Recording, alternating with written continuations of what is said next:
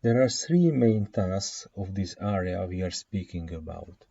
The first is called the identification, the second is the analysis, and finally the synthesis.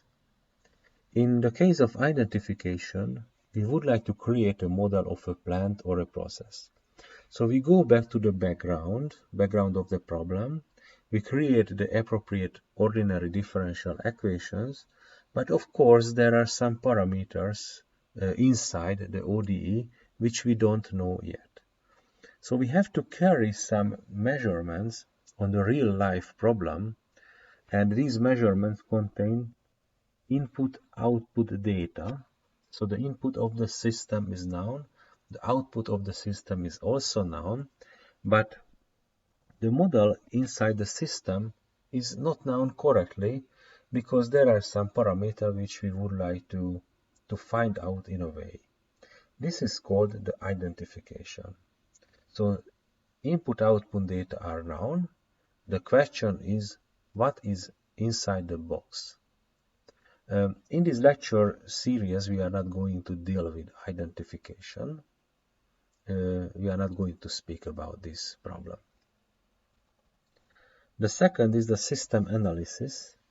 In the system analysis, we would like to determine the output. It means that the system is known, so the plant is known, the input of the plant is also known, but the output is not.